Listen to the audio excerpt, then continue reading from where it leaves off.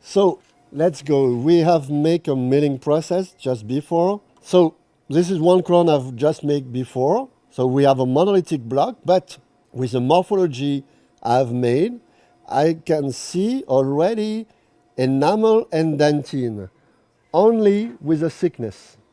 This is my preparation. I just show you before where is my crown.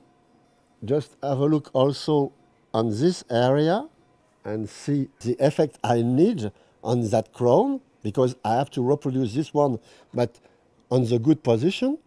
Here is the crown coming from the milling process. You see, we have some enamel area. This is only one thing I have to cut. I have to be careful. Some material can be cracked if I go a little too far. And we fix directly in the preparation. It's really easy.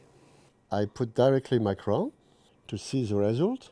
And now I can correct the form. So I just correct a little bit this part. Now I can see, because my model gave me information about the microsurfaces, I can just correct and see if I have symmetrized or not. I have also here the shade and all my information about the shade. And so I can also notice where is more gray or where is more bright, and so correct the thickness of my material. So you see this light going through my, yeah, perfect. Yeah, we see here we are not so far. Of course, it's not a hard case. Margot have very pretty teeth and with light microsurface. So this is the first thing. When I go on microsurface, at first I think about the age of the patient. So young person, very smooth microsurface, and perhaps we can see the line, the grown line. And for a patient older, we have some more crack. It's an old one with different kind of detail, and I can put some crack step by step on the area of the vestibular. But here we don't need, just a little. So this is the position for young people, and it could be like that for an old one, you know? Exactly completely different kind of pressure in my crown. I have also to see the effect, the possibility with gold powder. I put stainless liquid on my model, and then I put my gold powder, and I can see the detail. It's very interesting to use that. You have the same with silver. You can choose your color. Other possibility now it's to reproduce horizontal line. So I have one brush, very square, and I'm going like that. So different kind of pressure, not like that, because it's not really the reality. And put all the ground. I think it's not enough, so I give more. It also depends if my crown is already done or if I have to stand on it, because I make this effect a little deeper if I have to stand on it. Just to show you the result, I make it a little deeper than the reality. So be very careful that the line have different kind of aspects.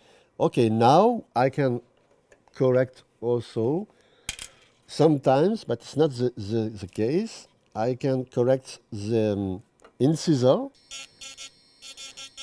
We have some concavity here.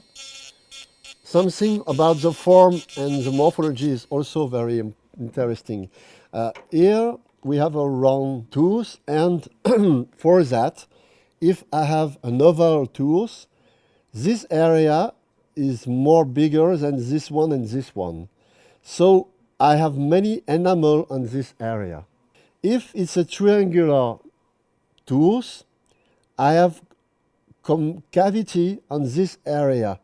And here I have more enamel and more enamel. And it's exactly the same about the incisor.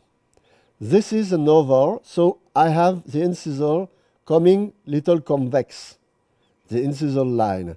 It can be right, like that, but never concave. And on the triangular crown, I have the possibility to have a concave line.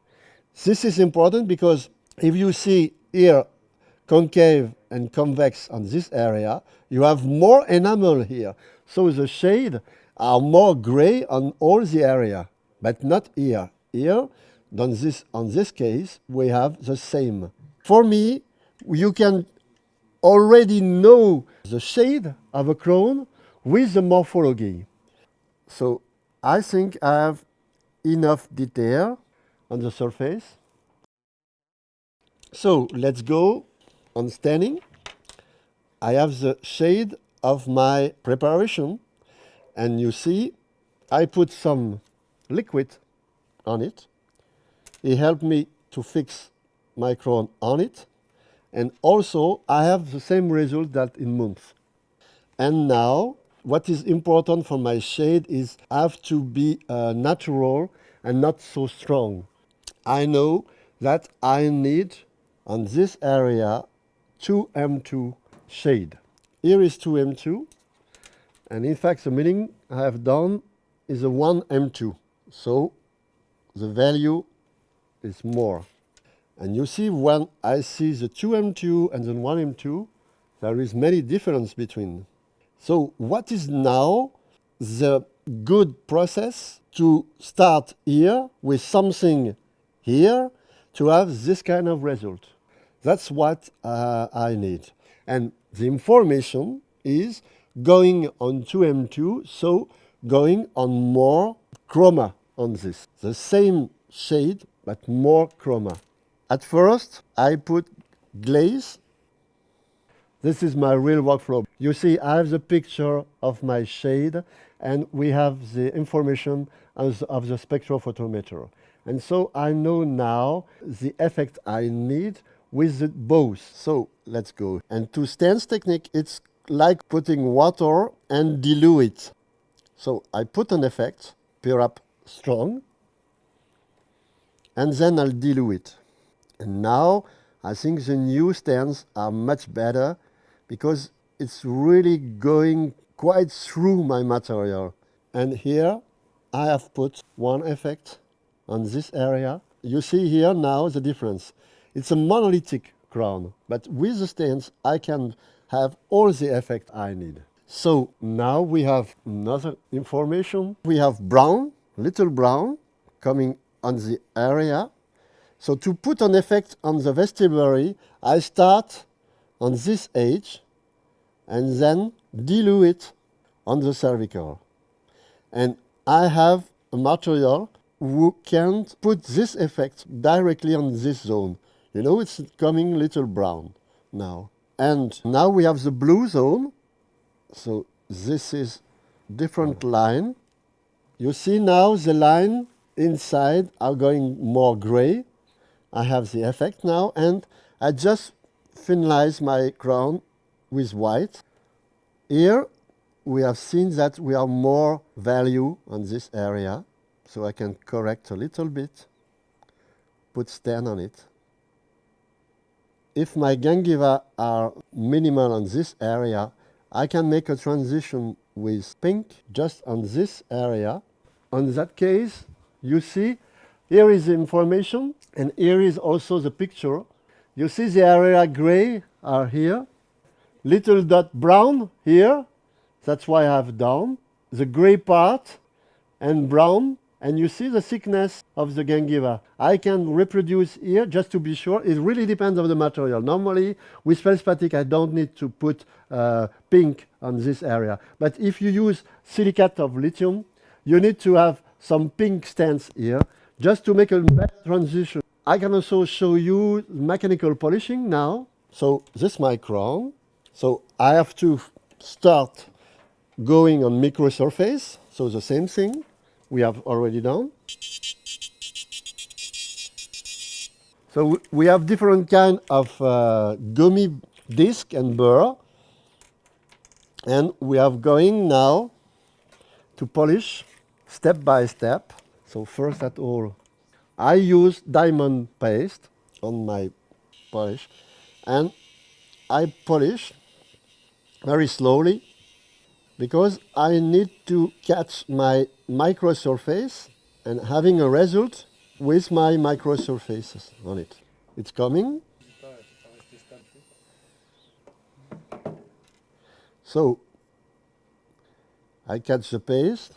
Here you can see microsurface inside coming, and it's very easy. In fact, with feldspathic, it's very easy to have a good polishing because the materials are not so strong, and it's easy. I can use this kind of burrs too, a disc, and polish with that, and finish with a gray one.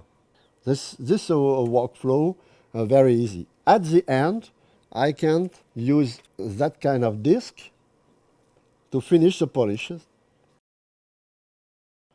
So this is the final shade I have made, only with tens on it, and we have to try now in mousse to see if we are good or not. Can you see here the shade and the effect? Yeah. Smooth effect, and this is the result only with tens technique. The good size, the good form, and here is the result.